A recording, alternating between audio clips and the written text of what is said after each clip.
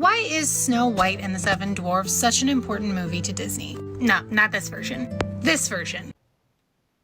Look, I wasn't going to let it go that one of my favorite autistic creators on this app made a video about my special interest.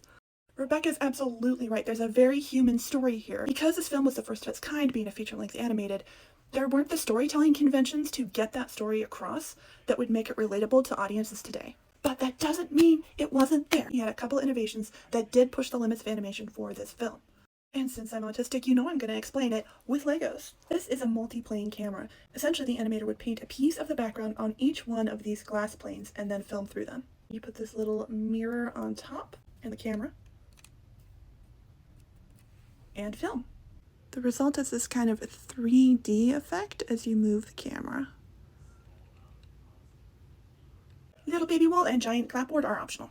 The other one is the vertical pan. This had never been done before in animation, where you start down here. Keep in mind all of these frames are moving around, so they have to be hand animated, and then you pan up to here and pan up to here.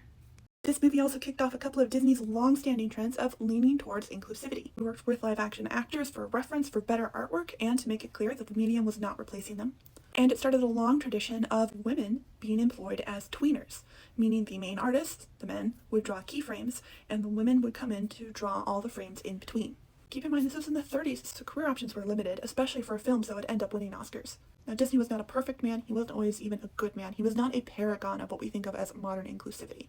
It's just that at the time, given the people around him, he did slightly better in some ways. There's a lot to love about this film, but even I...